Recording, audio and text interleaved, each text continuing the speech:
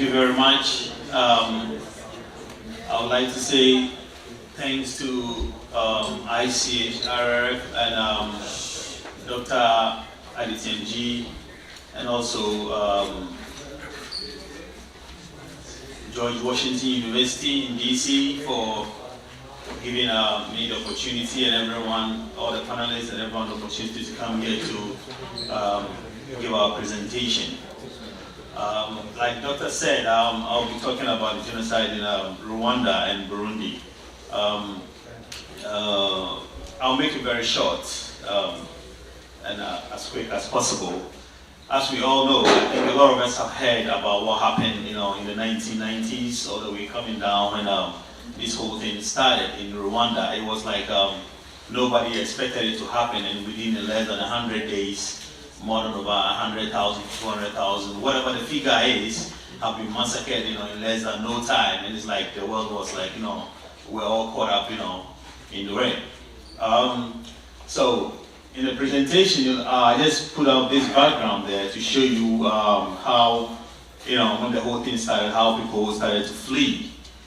And then, I've given her the green background just to, show you that. It used to be a very nice, how do you call it, place. I mean, ethnic group, and they used to live together, and very vibrant. They love each other, and it was an amazing place to be in that part of the world. They've never had a war in their life, based on the research and the people that I spoke to.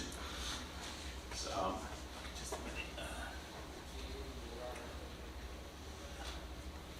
So when we look at the second slide, I'll take you back to when the whole Tutsi and the Hutsis and the Twa community used to be together.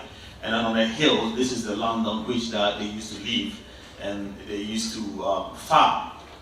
So it goes on to say that the Tutsis, who were very minority, they used to have the cattle. And in Africa, around that time, if you had a cattle, you were very rich, you had the resources, because you had milk, you had meat, you had everything. And so they were more of like the ruling class. And they lived alongside their Twa and their Huti family. The Hutis are in the majority. They are very much in the majority. Everywhere you go, you have that sort of, groups. And they lived very, very happily. Honestly speaking, from what I personally spoke to people about, there was no difference. You couldn't tell the difference between a Hutsi or a Tutsi. They went on living their jobs. The Hutis were more farmers, so they went onto the field, cultivated the field, they came up with their food. The Tutsis, reared the cattle, and they did their trading, enjoyed each other, and married each other, and enjoyed their lives. The Twas were alongside them. So when you look at the pictures, Ace actually gives a very nice view of what was going on.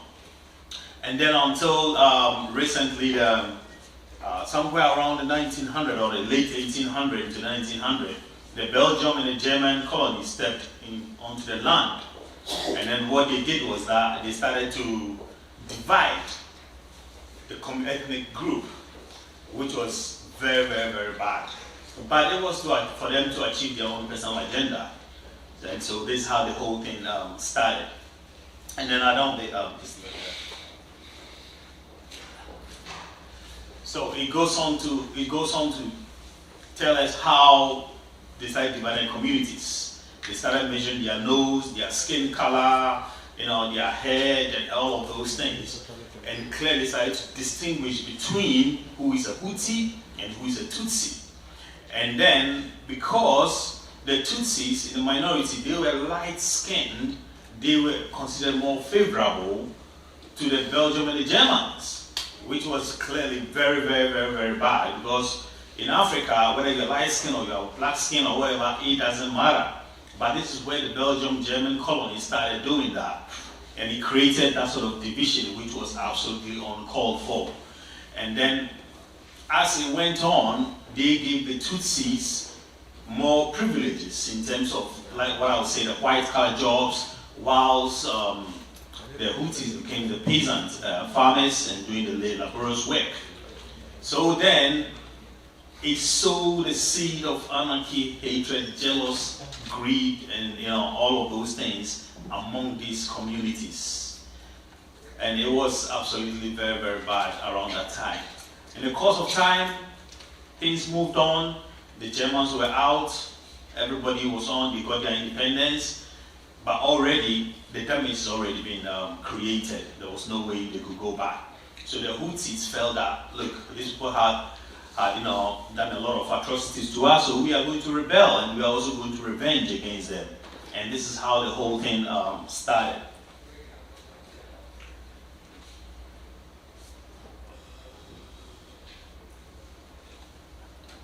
So this is how the whole thing started, and then all of a sudden, there was elections, and the Tutsis became, they started to rule, they had the governance and everything, and then, their president was shot down in a plane, and then that was it. That was it. They blamed it on the Tutsis. There was on the radio, calling the Tutsis the cockroaches and stuff like that, giving names to their own, neighbors and stuff like that. And then in less than 100 days, with machetes, every kind of weapon that they can get hold on, the scissors, blades, and everything, they started killing their own neighbors, which it should never have happened, and it should never happen again. It should never happen again.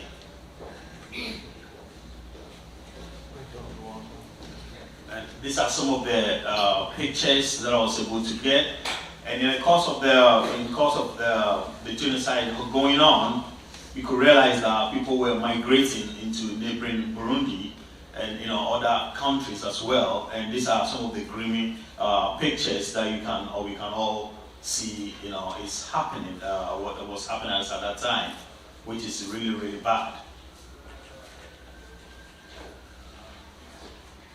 And then I go on to also give some more pictures of some of these things that were happening. And in actual fact, it's very, very chilling, to watch a community, going through this sort of suffering and this sort of things. So, going back, I felt very sad when I was watching these things. I couldn't, even look at them 2 or 3 times, but I had to do that. So, moving on. Finally, what happened was there was a peace accord after a few rebel fighting in and there and out, and then they were able to establish a government. So how would the community move on after all these atrocities? Imagine that you are my neighbor and I just took a machete and I just started to slaughter you. How would you feel? That is very, very bad. You cannot, there's no way I can forgive you. But luckily and behold, they were able to come together and start to form what we call the reconciliation.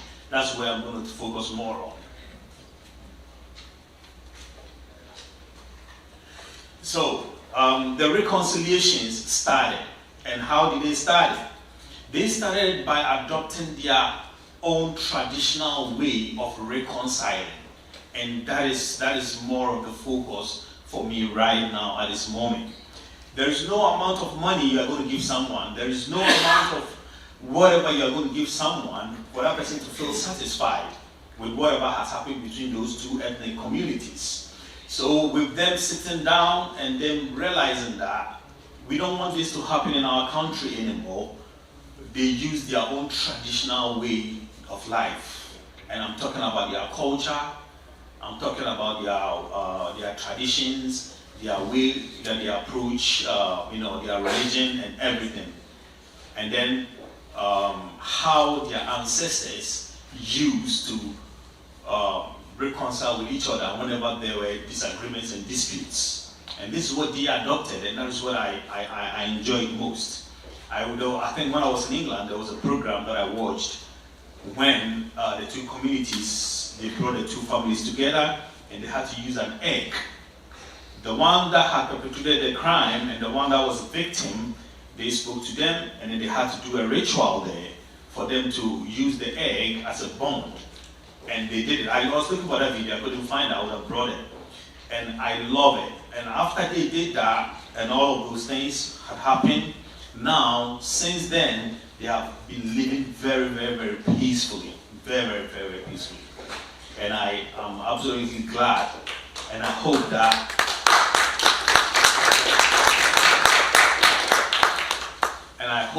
it will never, never happen again.